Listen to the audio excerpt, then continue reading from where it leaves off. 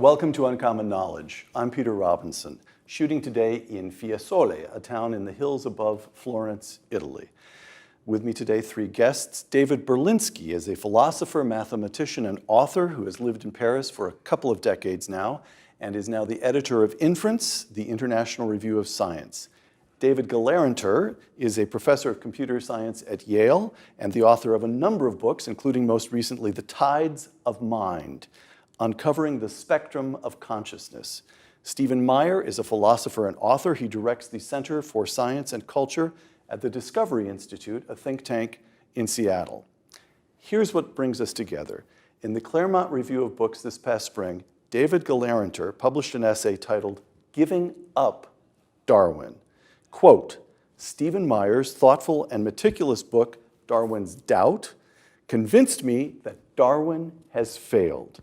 The Deniable Darwin and Other Essays, a book by David Berlinski, is also, quote, essential.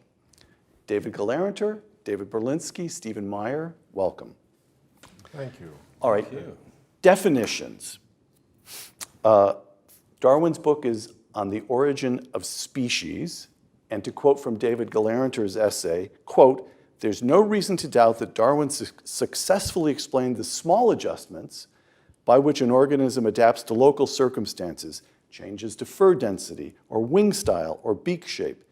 Yet there are many reasons to doubt whether he can explain the big picture, not the fine-tuning of existing species, but the emergence of new ones, close quote. Okay, I'm a layman, I know nothing. Start by convincing me, somebody, that you're not just defining the term species to Darwin's disadvantage. Who wants to take that one? David?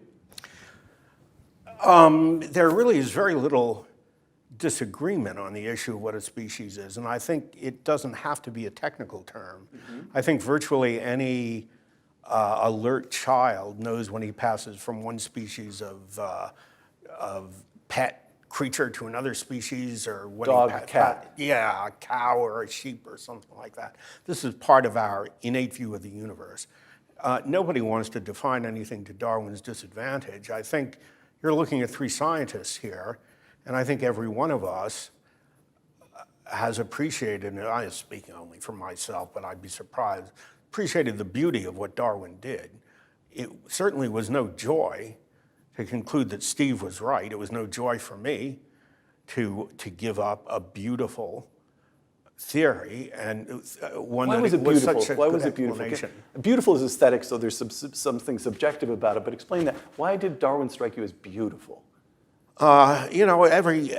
Each year of my life, I am less convinced that there's anything at all subjective about beauty. Oh, really? The fact that here we are in Florence, and every single person in the city wants to see the Michelangelo self-portrait I mentioned to you, and the slaves in the Accademia, and the great paintings in the Uffizi. People come from all over Asia. People come from Africa. They come from all over the world. There's spectacularly little disagreement. I mean, there's disagreement about theorems and topology also. When people say, I believe the proof, I don't believe the proof. There's disagreement about everything in human life, but I think less about the greatest art than about any other subject.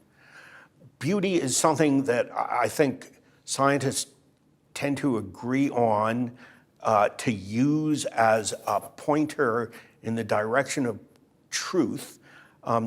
Darwin's theory struck me as beautiful insofar as it explains big things by generalizing little things. You mentioned the change in the density of fur on a creature with fur, the shape of the beak of a bird or of a feather of a bird. Darwin can explain those things by principles of natural selection. And when he says, well, we can go from these little changes, a beak is 3 inches as opposed to 3 1/4 inches, we can use the same mechanism by which we explain that to explain why there are sheep and cows, why there are monkeys and also orangutans, and why apes are different from monkeys. The fact that we can explain this huge question of where species came from, the origin of species, using the same mechanism that will work for tiny variations in the fur of a sheep or the beak of a bird is one aspect of what makes the theory beautiful. I mean, other people look at it from different points Just of view. quickly, because I want to go into the arguments against, but did you have the same response? Does Darwin strike you as beautiful? Never for a minute. Stephen? It was a comprehensive synthesis, and so from the standpoint of what scientists look for, it had an appeal. It was also a well-argued book, The Origin of Species, but it was well-argued on the basis of evidence that was known in the 19th century and not things that we've learned mostly from the 20th and 21st. Okay, we come to that now. Again from David Galanter's essay, quote, Darwinian, the fossil record, problem one, the fossil record, Darwinian evolution, I'm quoting you, is gradual, step by step. Yet in the Cambrian explosion of around 500 million years ago, a striking variety of new organisms, including the first ever animals, pop up suddenly in the fossil record over a mere 70 million years, close quote. Now, 70 million years seems to be plenty of time for all kinds of surprising things to this layman. Explain, why is the Cambrian explosion such a problem for Darwin? The Cambrian explosion was something that... Such a problem that it even began to convince this man. Yeah, it was a problem that even Darwin was aware of, and he wrote about it in The Origin of Species. He said it was inexplicable on his view of life. But he felt that the future fossil finds would fill in the missing ancestral forms that were evident. What happens in the Cambrian is you get a huge number of what are called the animal body plans, where a body plan is a unique configuration of body parts and tissues. And they arrive very abruptly in the fossil record without discernible connection to earlier precursors or earlier ancestors in the Precambrian record. If this wall were the side of a canyon, halfway up we'd see... You have a stripe of rock, and in that stripe you'd find a whole bunch of new forms of animal life. And in the layers underneath, there would be no intermediate, there'd be nothing leading to that. With any It just discernible pops connection. up. Right. All right.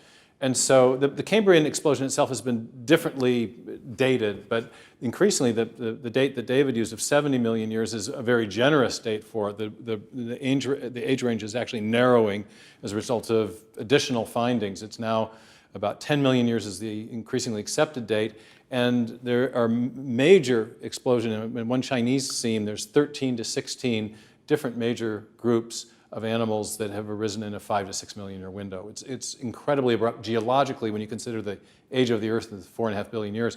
It's also very abrupt biologically, because there is a mathematical branch of Darwinian theory called population genetics that allows us to calculate how much change, evolutionary change, we ought to expect in a given amount of time if we know things like the mutation rate, the generation time, the population sizes. And 5, 10, even 70 million years is a blink of an eye in terms of the calculations that can be made for what are called waiting times. And the expected waiting times for the amount of change that's evident in the Cambrian blow out the time scale, if you will. They're hundreds of millions or billions of years. So this is a really unexpected event, both biologically, mathematically, and geologically on a Darwinian view of things. All right, back to David Galanter. We move from the fossil record. I'm coming to you. Go nowhere. I'm patient. Oh, thank you, David Galanter. Darwin's main problem is molecular biology. Now, this is complicated to me, but I'm going to continue quoting your essay and then ask somebody to unpack it for this layman here, for this layman who can't tell a cat from a dog apart. The species, treat me as a very slow student. Quoting, I'm quoting you, what does generating new forms of life entail? Many biologists agree that generating a new shape of protein is the essence of it. Argument step number one. Argument step number two. And inventing a new protein means inventing a new gene. You want to give me the overview on that one? Steve is the real biologist. All right. Life means new life, new form of life means new protein, means new gene. Well, I'll explain it in terms that would be familiar to David. If you want to give a computer a new function, write a new program for it to accomplish a new function, you've got to give it new code. And the big discovery of 20th century biology, following Watson and Crick and what's now called the molecular biological revolution, is the same thing is true in life. You want to invent a new form of life, you've got to have code in the form of the information inscribed along the spine of the DNA molecule, and we're learning, and other forms of information. So you need the information to build the protein molecules that service the different types of cells, and then you need additional information to arrange the cells into the body plans. And so the Cambrian explosion is an explosion of biological form, but it's also an explosion of biological information. And that fact gives us a way of grappling with this question that Darwin didn't have, because we know something about what it takes to generate information in our high-tech digital world of computing. Right. I have to say that David Galerntner, in his essay, goes very easy on Darwin. First, he calls the theory beautiful and says how sad he is to have to dismiss it. And then he says this molecular stuff, Darwin couldn't have known that. Couldn't have known. So tell me if I've got it more or less right. In Darwin's time, it was good enough to imagine that the basic unit of life, a cell, was like a little brick of Jell-O. It was an undifferentiated, quite uncomplicated thing, and you could imagine putting many, many, many of them together and getting different forms of life. Is that roughly fair? Yeah, it was good enough for Darwin. It's probably good enough for us as well, but it's not true. It's not That's the big problem. The cell is an unbelievably complex bit of machinery, unfathomably complex. And we haven't understood its complexity at all. Every time we look, there seems to be an additional layer of rebarbative complexity that needs to be factored into our theories. Don't forget, the eternal goal is to explain the emergence of this complexity. Yes. And if we're continually behind the curve because the complexity is increasing every time we look, that eternal goal is also receding from view, not approaching, it's receding. It's becoming more and more difficult to construct a theory for that. All right, now, somebody give me some notion of the math here. Things are more complicated than Darwin knew. We understand that producing new forms of life now means not just new shapes, new activities in which life engages, but a prior code. Or is that fair? You're the man who knows code. You know, the mathematical element of this, not of population genetics in the complex, sophisticated, predictive sense that Steve was referring to, but just the simple issue of the code. It is remarkable for young people to learn in high school. It's remarkable for me, or in elementary school, to learn that proteins, molecules are assembled because there are codes. There are codes in the nucleus of cells that spell them out, character by character, codon by codon. This codon means this amino acid, and the next one means that, and the next one means that. But the mathematics underlying these codons is very simple, and Darwin could perfectly well have understood if he had the facts. Each one of these positions has to be occupied by one of 20 amino acids. Okay, so you pick one of 20 guys for this position, and one of 20 guys for this position. You talk about visualizing a string of beads. Yeah, like a string of beads. As you're building a protein. Yeah. So you have four different colored beads, roughly? I'm building a protein out of amino acids. Yes. And I'm doing it by choosing the amino acids one by one by one by one by one. Yes. And I have 20 choices each time. Now, if there are several hundred of these things in the string, in the bead, in the necklace, it's a big necklace that wraps around your neck 18 times. So there are several hundred, or 5 times, whatever it is. That's a huge number of possible choices. The number of ways in which you can arrange the emerald followed by the ruby, followed by the opal, followed by the chunk of platinum, and another ruby, and a diamond, and a aquamarine. The number of ways you can arrange that is huge, grows exponentially as the string gets longer. So even when the string is short, even if it's a cheap necklace for your very first girlfriend, and it's all you can afford, it's still, there's an astronomical number of choices. And Darwin could easily have computed that. He just didn't know about the amino acids. He didn't know about the necklace. He didn't know about the string. It's not the mathematics that stumped him. It's the biology. The mathematics is simple. A high school student can compute how many choices there are if there are 20 gems for position number 1 and 20 gems for position number 2, and you have 60 gems altogether. And the task here let me. It's 20 to the 60. Try to mute. So I'm quoting from your. Even you can. Even I got it. You got it right.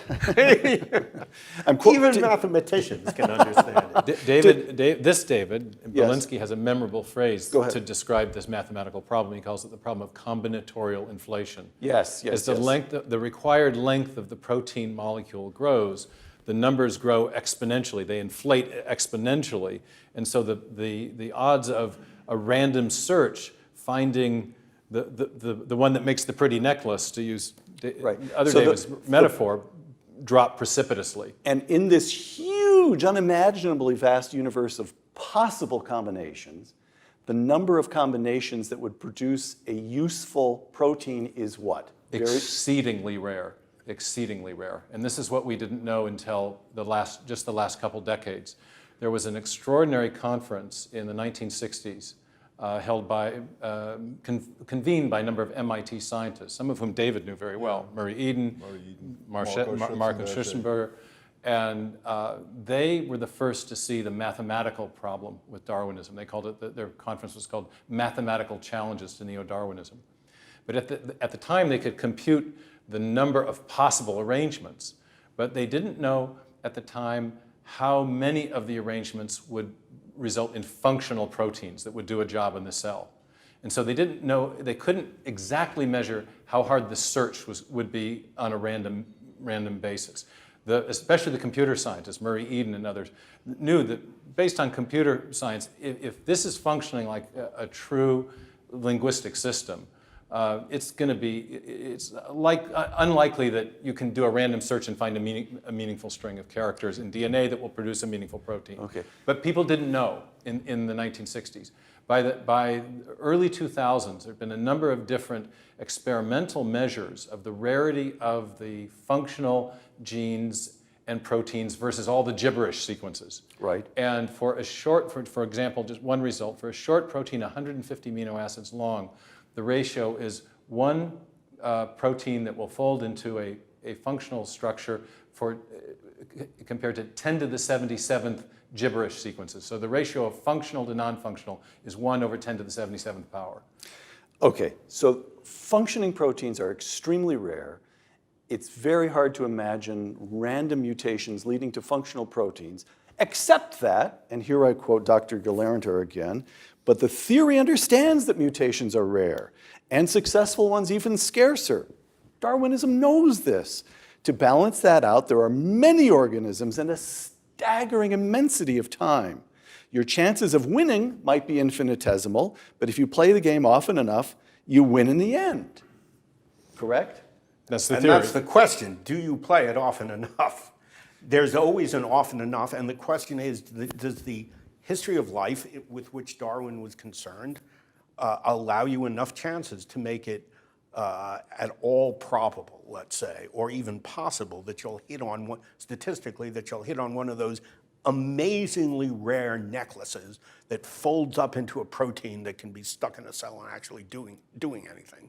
I'm not a biologist, and so I look at this and say, yeah, sure, there's enough time. You know, there's been a lot of creatures on Earth, and life has gone on for a long time. But when biologists look at this and try and nail it down and figure it out, try and make a guess, try and use heuristics to make a guess, like using the number of total bacterial lifetime as a measure of the number of total mutations we're playing with. The point is, from whatever angle you come at it, the answer is no, there has not been enough time. The number of throws we've had is too puny even to talk about. It doesn't even approach puniness, and certainly is nowhere near reasonable. So we would get that if we had a reasonable time, but we don't. We didn't. We haven't. So let me just be very explicit from my little Winnie the Pooh bear-sized mind. You are saying that Darwin is unlikely it's unlikely that species arose the way Darwin said, or you are saying it is impossible. Darwin was just mystic. Lovely man, beautiful idea. There's hardly a difference. There's hardly a difference. Unlikely, impossible. We're talking about odds that are so prohibitive. If you wish to say it's impossible, fine. I'll defend you saying it's impossible. If you wish to say it's highly unlikely, I'll be in your corner as defense attorney as well, but there's no practical difference. Look, we've known It about just didn't these happen things that for way. hundreds of years. Right. You get a million monkeys at a million typewriters, all of them typing at random. We know they're not going to produce the collected works of Shakespeare in anything like a reasonable amount of time. It's like that wonderful episode of The Simpsons. Do you remember it? Mr. Burns has a million monkeys typing in a million typewriters. They're going to produce the greatest novel ever written. He pulls out one sheet of paper and says, it was the best of times, it was the blurst of times. It was the best of times. It was the blurst of times. You stupid monkey. Stupid monkey. Or to put the discussion down even lower, the Jim Carrey film, where he's trying to get a date with a young lady he fancies, and she tells him to go away. He says, well, what are the odds a girl like me and a guy like you could get together? You know, not good. And he says, what do you mean, not good? Well, like 1 in 100? And she says, like 1 in a million. And then he says, but if there's a chance. So you're telling me there's a chance? Yeah! I read you. Here's a precise way Yes. of cashing out this probabilistic argument. If you have 1 over 10 to the 77th power is your ratio, but then you have if every organism in the history of the planet, and we can estimate that, about 10 to the 40th organisms. So you divide Bacteria, little tiny things, everything, every time mosquito, one of those- every bacterium. Yeah, every time one of those replicates, there's a possibility for a mutation that could search the space of possibilities. So you got 10 to the 40th possible mutations against a search space 10 to the 77th strong. Right. So if you do your exponential math, you end up with, what it means is you can search 1 10 trillion trillionth of the possible combinations. So in that case, are you more likely to succeed or fail? You're overwhelmingly more likely to fail to find one of the functional combinations, even taking into account every organism that's lived on Earth. And that means that the Darwinian hypothesis is overwhelmingly more likely to be false than true. It just didn't happen. Okay, one last piece of the argument here that you mentioned. There are other pieces in this book, of course, and in David's book. But here's one last that you mentioned in your essay is compelling to you, David Galertner. To help create a brand new, and this is the question of mutations proving harmful at least as often as useful, if I have it right. To help create a brand new form of organism, a mutation must affect a gene that does its job early and in the development of the life form and controls the expression of other genes that come into play as the organism grows. Evidently, there are a total of no examples in the literature of mutations that affect early development and the body plan as a whole and are not fatal. Somebody explain that one to me briefly. Who wants to? You start, and Stephen will. If I want to direct the assembly of an animal, that I've got to get in there early before they've finished putting them together, putting all the the hoofs on and getting the wool on. If he's a sheep, I like sheep. I have to say, I have to get in there early before they start building them, so they don't accidentally build a mouse or a leopard or a zebra. I have to say, look, there's going to be a sheep, get bones this high, and we need a nose about this big, and we need sheep ears, and we need hooves, if sheep have hooves. I think they do. We need wool. Get all this stuff together. So I've got to act early. Now, if I'm going to create a new species, I'm going to mutate, and instead of building a sheep, I'm going to build a little horse, because horses come in sheep size. What are they called? Well, anyway, they're called Shetland ponies? Or To do that, there may be a mutation that makes me order purple wool, or the wrong color hooves, or a stomach that won't quite fit. But a mutation that is going to recreate the creature in such a way that it's a different creature is, biologists tell me and farmers tell me, almost certainly likely to be fatal. I mean, a mutation that makes a huge difference and that starts putting the head on backwards, it starts giving him 17 tails or too many internal organs or forgets the blood or something like that. Because this is right early on that I'm acting when I'm doing tremendously important things. And if I make a slip at this all-important stage, I'm not going to make a little error in the density of the fur. It's going to be a big error in the design of the internal and the externals that makes this creature what it is. That's an informal, intuitive explanation. But And there's Steve a good, can give you or David can give you an a actual. good argumentative disjunction. If you talk about major changes, if they come late in development, they're not going to make a difference. The organism is already constructed. May have Maybe more the color of lavish the fur, eyebrows. right, okay. If they come early, they can't make a difference because inevitably they destroy the organism. Too many things downstream depend on those early cell divisions. So we're faced with a real destructive dilemma. Late, no good. Early, no good. Well, when?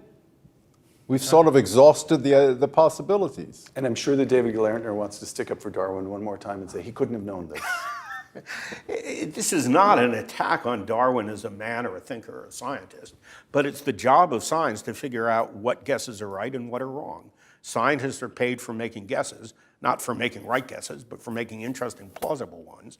And if scientists, after the guess has been made, don't do their job, don't investigate the guess, don't do their best to figure out is it true or false, then we are false to science and we're betraying science. Intelligent design, from David Glartner's essay. The evidence suggests to Meyer, who's seated with us today, that an intelligent designer must have been responsible.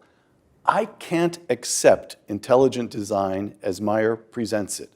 Close quote. You also have seated next to you David Berlinski, this is David, who has said that his attitude toward intelligent design, and I'm quoting him, is warm but distant. It's the same attitude that I display toward my ex-wives. So you have one man who can't accept it, another man who definitely wants to keep his distance. That leaves Meyer out. So well, I don't know, you want to start the easier case? Try to convince David? Tell us what intelligent design is that distinguishes it from some kind of effort to sneak God in by some back door. Sure. The intelligent design... But parenthetically, just one word. Yeah. That's definitely not Steve's intention. In this book, in Intelligent Design, it's not a way to bring in a theological argument. It is a scientific approach, purely and absolutely valid scientifically. One can agree with it or disagree with it, but one doesn't have to reject it insofar as theology making an illegal move, because that's not what he's doing. That's not what you... Good. Let me sketch the argument briefly, and then we can just discuss it. The big discovery of the 1950s and 60s was that the DNA molecule encodes information in a roughly digital or alphabetic or typographic form. Why do you use the term digital? Well, because in computer science we have characters, zeros and ones. I see. This is Crick, 1957. It's the sequence hypothesis. He realized that the information in DNA, or the chemical subunits of DNA called nucleotide bases, were functioning like alphabetic characters in a written text, or like the zeros and ones in a section of computer code. That is to say, it wasn't their chemical properties that gave them their function, but rather their specific arrangement in accord with an independent symbol convention, which was later explicated in the form of what we call the genetic code. So we had genetic text functioning according to a code. So it really was it was pure information. This is a genuine information storage system. Crick, by the way, was a code breaker in World War II. So this is fascinating, is an application of the information sciences to molecular biology. Now this is the argument that I make, is that what we know from experience is that information, whether we find it in a hieroglyphic inscription or a paragraph in a book or information embedded in a radio signal or in a section of computer code, whenever we find information and we trace it back to its ultimate source, we always come to a mind, not a material process. And what I do in the book, in Darwin's Doubt, and my prior book, Signature in the Cell, is show that these undirected evolutionary mechanisms that have been proposed as an explanation for the origin of information fail for various reasons. We've talked about the reason the Darwinian mechanism fails, because it can't search the space when it's so vast. The odds are overwhelmingly against it. So if we, from a materialistic evolutionary standpoint, don't have any explanation for the origin of the information that's necessary to build new biological form. And yet we do know from our uniform and repeated experience, which is the basis of all scientific reasoning, of a source of information, of a cause of the origin of information. That causes intelligence or mind. And so what I've argued in both Darwin's Doubt and Signature in the Cell is that what we're seeing in life is evidence of the activity of a directing mind in the history of life. David Berlinski, to quote the old saying, if you see a turtle on a fence post, you know it didn't get there by itself. Look around you. There's intelligence behind this creation we inhabit. Yes? That's an easy one for a man like you, yes? I guess. You're not leaving me much to chew with. Not much teeth You are a in that contrary argument. man. What do you mean? Well, I don't know. I mean, look, intelligence in the world, intelligence behind the world. I'm relying That's on you really to answer like- this objection. Whatever he comes up with, you're going to be the one who answers, so get ready. Meanest kisses at famine prices. It doesn't really, from my point of view, it doesn't really give us much. It's not yet a theory. I'm certainly prepared to say there's a lot of intelligence manifest in the world, but at the same time, I think that doesn't really Oh, it's a say very tautology much. to you. It's not a Well, tautology. look at this, it's information. Yes, it's information. That's pretty good. Yeah, that's pretty good. Yeah, it's information. I recognize that. Information in some loose sense, maybe Shannon's sense, maybe a more elegant formulation of information theory, but I'm much more persuaded by something that leads to a strong counterintuitive claim.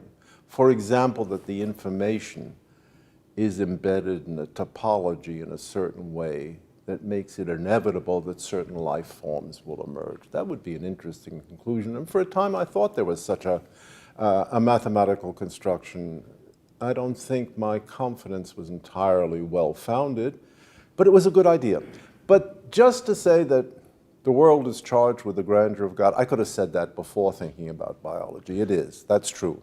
David Galerntner, I'm quoting your essay again. If there was an intelligent designer, what was his strategy?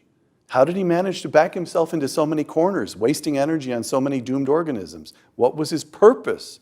And why did he do such a slipshod job? Why are we so disease-prone, heartbreak-prone, and so on, close quote. But aren't you setting a pretty high standard? Aren't you saying, in effect, either Stephen Meyer can explain all the mysteries of the human heart, or he's not allowed to say anything? That is to say, the difference between a purely materialistic view, that all that we see around us came about purely as a matter of chance, and Stephen's view that there is intelligence, however little we can say about it, however little we understand what we mean by that, that's still a fundamental finding. The question is whether the world around us that you're pointing at meets your standard of intelligence. Whether the design that we see is in fact an intelligent design or a total mess. When I look at the world at large, I see a mess. When I look at the mind of man, I see a worse mess. I see a creature as likely to do bad as good, or more likely. I see many creatures who are fated to die out without leaving any contribution that we can associate with value, not even becoming oil or something like that. I don't look at the world as we know it as more likely the result of intelligence than random playing around, than just random taking your chances. I think if you took your chances, you'd come up with a mess like the world. You'd have some lucky breaks. There's some really great people. There's some beautiful cities like Florence. There are all sorts of wonderful things. Michelangelo down in the valley, right? There are wonderful things, but on the whole, I would fail this world if I were grading it. And this is an important point in the Talmud, by the way. I won't make that. There's a famous argument between Beis Hillel and Beis Shammai, two schools of thought who lived at the same time, famous for disagreeing about everything. One of them was a lot like David. But there's only one question on which they ever agreed, and that question was, is it good that the earth was created? Is it good that the universe was created? Is it good that it happened? And Hillel says, and Shammai agrees with him, no, it's a catastrophe. If we had to go back and do it all again, we'd have to tell the Almighty, don't do it. The suffering outweighs the good. All right. Stephen? So if it's intelligent design, it wasn't that intelligent. I look at it a little differently. I see two things when I look at nature. I see evidence of design, or aboriginal design. Aboriginal meaning? From the beginning, in different groups of organisms. From the get-go. But you also see evidence of decay. And that's also something that's consistent with when designers make things, then there's this thing we call entropy. And I think here a theological perspective does help, because I think from the Judeo-Christian perspective, you would expect to see both evidence of original creation or original design, but you would also expect to see that something's gone wrong in nature as well. And I think we see both. So my theological perspective does inform my ability to answer that question about the things in nature that don't look so well. It's interesting, for example, the problem of virulent bacteria, nasty, nasty bugs. They are invariably the result of a loss of information as a result of the mutational process. So the very process that the Darwinists have invoked to explain the origin of good design is actually, I think, responsible for the evidence of decay. So I think this is the question in philosophy known as theodicy. Yes, the problem of pain. And so I think there's ways of thinking about that. But for me, the evidence of design is powerful. It's ubiquitous in both in life and at the level of physics, of things like the fine-tuning of the laws and constants of physics. So I see a very powerful signal of design, but I don't deny the decay and the suffering in the world, and I have a theological way of understanding that. If the bad viruses are always a result of that fits the theology perfectly. The theology suggests that good is the entity.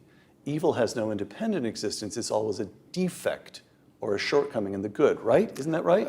I think it does fit, and there's quite a lot of microbiology that actually supports that viewpoint. Back to you, Dr. Gillerinkner. What are two of the great Jewish minds in history doing, saying that creation is bad, when the beginning of the Hebrew Scripture is God saw that it was good? We're departing from Darwin just a bit, but I can't resist. I can't resist that one. It's absolutely true that he saw that it was good, and both of the two creation stories agree that the world is a good thing, and yet immediately, as far as the Bible is concerned, men start screwing it up. From Adam and Eve to Cain and Abel to Noah and his ark to the stories of the patriarchs and the world in which they lived, to Moses, who leads Israel to the promised land, and the people are a bitch. They're constantly fighting, arguing, struggling, being a nuisance in every conceivable way. So God creates a perfect world. On the other hand, he hasn't created a perfect creature. That's why we are obligated to study and struggle, study the good and try to struggle in that direction. But I want to say, I have no theological argument with Steve. My argument is with people who dismiss intelligent design without considering it seems to me, it's widely dismissed in my world of academia as some sort of theological put-up job. It's an absolutely serious scientific argument. In fact, it's the first and most obvious and intuitive one that comes to mind. It's got to be dealt with intellectually, not by the bigotry, the anti-religious bigotry, which is one of the most important facts of the intellectual world in the United States, in the West generally today. The case for intelligent design is not based on, we can have a theological discussion as we've had a bit here, but the case for intelligent design isn't an interpretation or a deduction from the scriptural text. Right. It's an inference from biological evidence, and in that sense it's different. And he makes that assertion, and you say, yep, he's being honest about that. And anybody can check. Not only that, but I think it's an important assertion because outside the scientific world, one might not know how ideologically bent the world of science, parts of the world of science are becoming. I say it with real sorrow, and it's certainly not true of every scientist or even of most scientists, but we have a cautionary tale in what happened to our English departments and our history departments. It could happen to us. All right, God forbid, you're setting up my last round of questions here. I'm going to quote you once again, David Gillerinkner. Darwinism is no longer just a scientific theory, but the basis of a world view and an emergency religion for the many troubled souls who need one, close quote. Now, lots of people have invested lots of energy in discrediting Dr. Berlinski and Dr. Meyer over the years. You, Dr. Gelerntner, are a professor of unquestioned competence and achievement in computer science, and computer science is with it, baby. It is right at the middle of the new world we're creating. It's technocracy. We don't have to ask ultimate questions. We just have to deal with zeros and ones. It's totally rational. It's producing a cornucopia of new wealth. And now Gelerntner goes over to the other side? He's been with us all along. So what's the reception been traitor. at New Haven and in your profession, in academia? I mean, that's a serious question. What's going on? Okay. I have to make a distinction between the way I've been treated personally, which is in a very courteous and collegial way by my colleagues at Yale. They're nice guys, and I like them. They're my friends. On the other hand, when I look at their intellectual behavior, what they publish, and much more important, what they tell their students, Darwinism has indeed passed beyond a scientific argument as far as they are concerned. You take your life in your hands to challenge it intellectually. Yes. They will destroy you if you challenge it. Now, I haven't been destroyed. I'm not a biologist, and I don't claim to be an authority on this topic. But and a book review is not the same as a book. It's sort of a satellite around the book.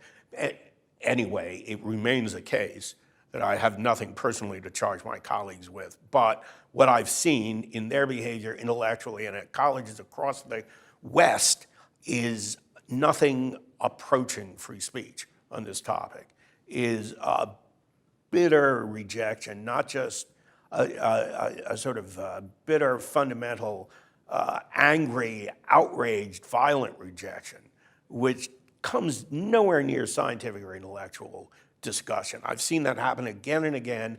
I'm a Darwinism. Don't you say a word against it, or I don't want to hear you, period. Which proves that you're attacking their religion, in effect. I am attacking You'd their argue? religion, and I don't blame them for being all head up. It is a big issue for them, unquestionably. Dr. Berlinski, who holds his doctorate in philosophy, I want to depart. This isn't strictly Darwin, but I'm indulging myself. This is a quotation that has struck me as compelling for a long time, but for a long time I've thought I really want to try it on Berlinski. So here we go. Okay, I'll try you. This is C.S. Lewis. Granted that reason is prior to matter, I can understand how men should come to know a lot about the universe they live in. If, on the other hand, I swallow the scientific cosmology, and for scientific cosmology, we may as well read the Darwinian theory of evolution. If I swallow the scientific cosmology, then not only can I not fit in religion, but I cannot even fit in science. Here we go. Here's the payoff on this. If minds are wholly dependent on brains, and brains on biochemistry, and biochemistry on the meaningless flux of the atoms, I cannot understand how the thought of those minds should have any more significance than the sound of the wind in the trees, close quote. He's onto something there, isn't he?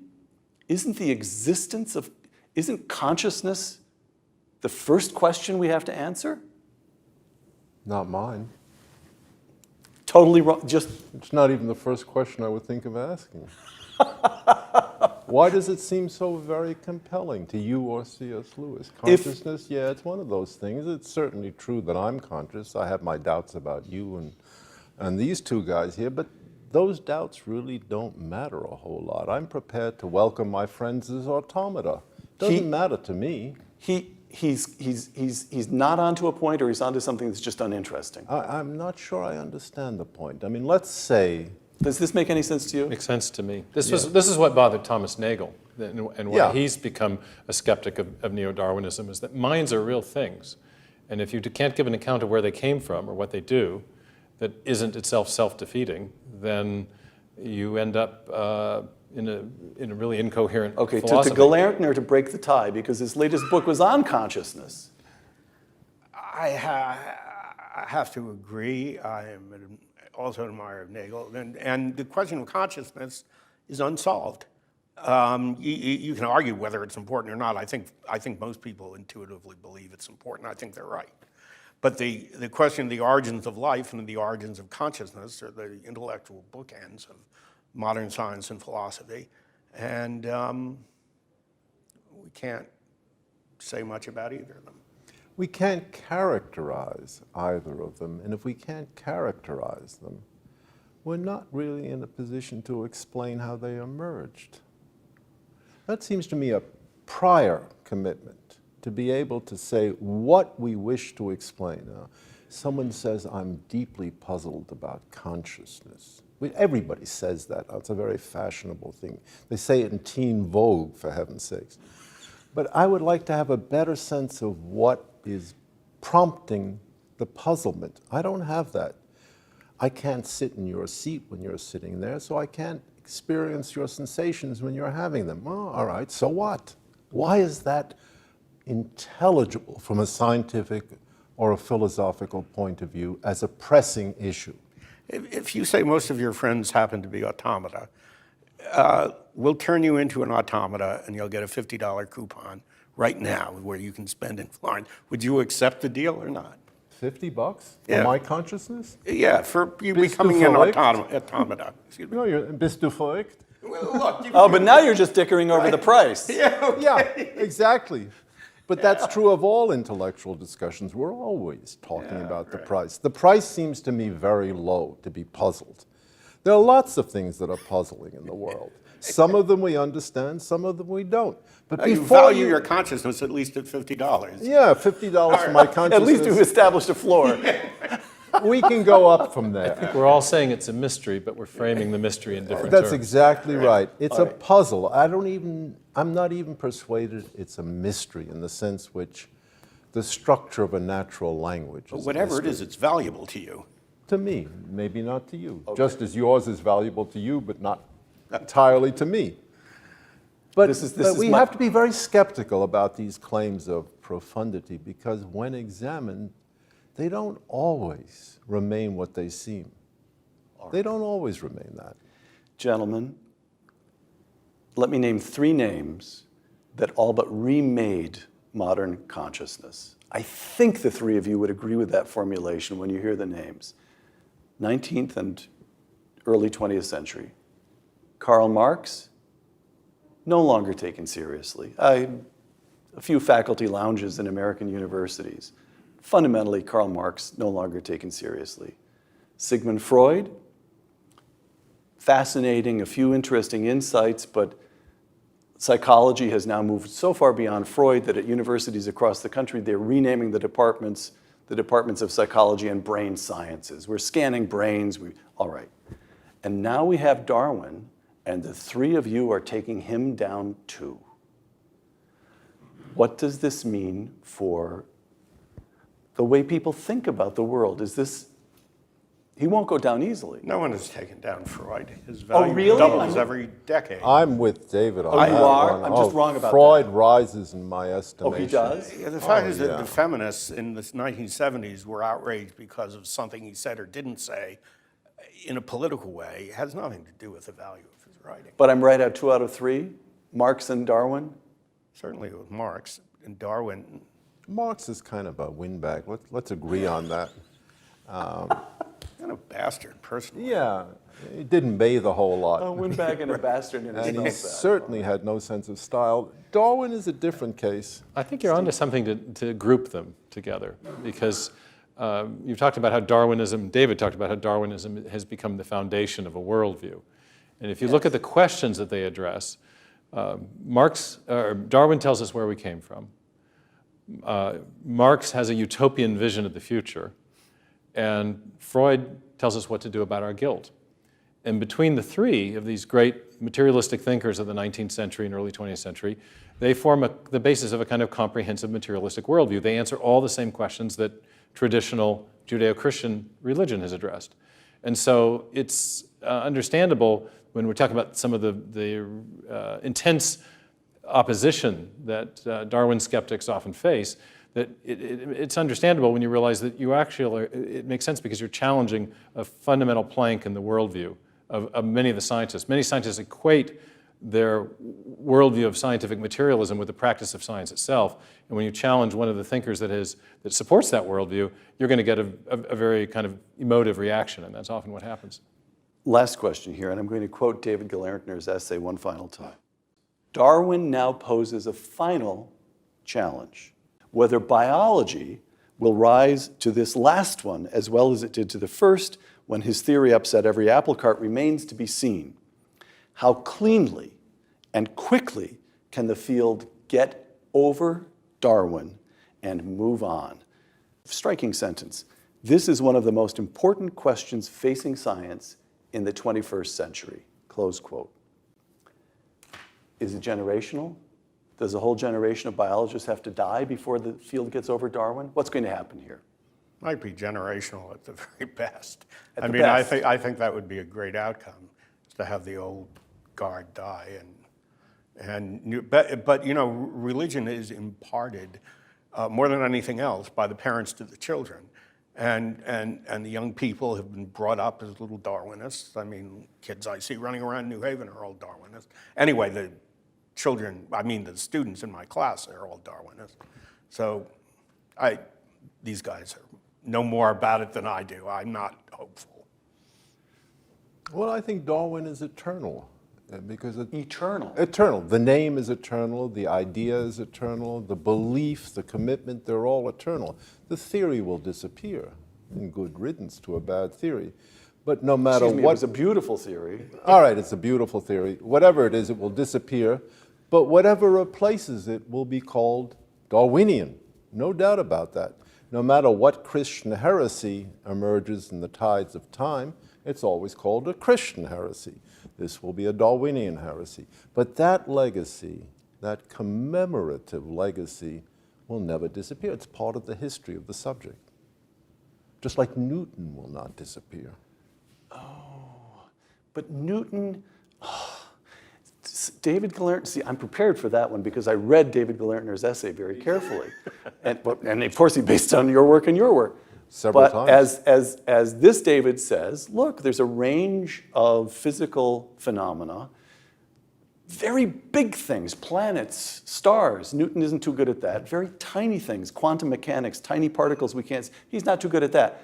But this huge range, Newton is perfectly predictive. It comports flawlessly with 98% of human experience. That's true. And Darwin doesn't. You have to go farther than planets and stars. Oh, I do? But you're right. I think what David Berlinski's getting at is that Please help me with David Darwinism has Berlinski. filled a niche in our intellectual life that is necessary. You've got to give some kind of account of where all these wonderfully intricate systems we call living organisms came from.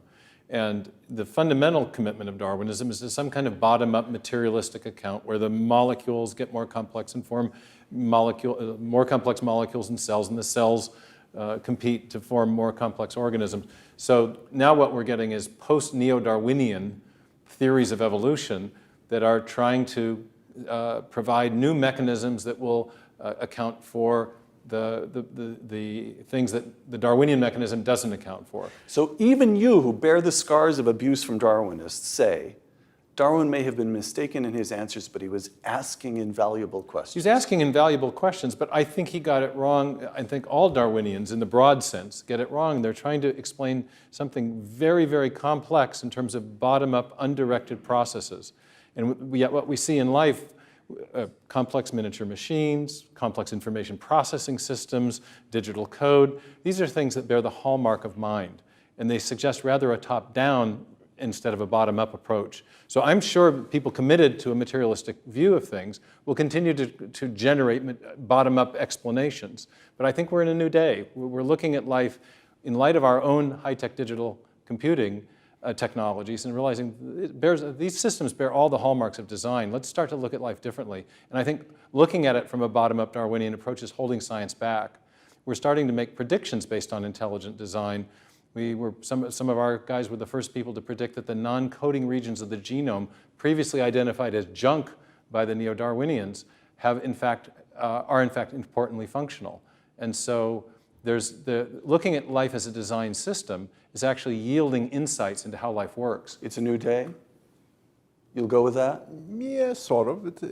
There's been big changes, let's put it this way. I think what we have determined is that Darwin created a 19th century local theory without looking at extreme cases that was reasonably successful for breeders, for the explanation of local characteristics like beak size or the growth of wings, but he entirely failed to explain what he thought he was explaining, the emergence of biological complexity on the species level or higher order levels. He wasn't able, it was a premature question to address an audience about the origin of species. He couldn't say anything about what he did not know, what he could not comprehend. And the fact that he did not know or could not comprehend these things is simply a reflection of the fact that we do not know or cannot comprehend those things in the 21st century. So the question addressed was widely premature in the 19th century. It's still premature. We're just learning the structure of intellectual inquiry necessary to understand something like the biological cell. And it's much harder a problem than we ever suspected. Much harder. David Galertner, last word to you. Do you concur? It is much harder. Yeah, absolutely, it's a fantastically difficult problem. We'll solve it, but it's not going to be simple.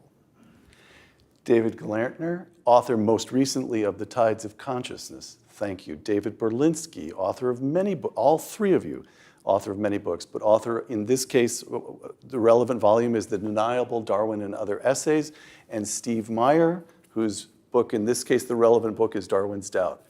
Thank you all. Thank you. Thank you you to for my having friends. I'm Peter Robinson for Uncommon Knowledge, the Hoover Institution, and Fox Nation. Thank you.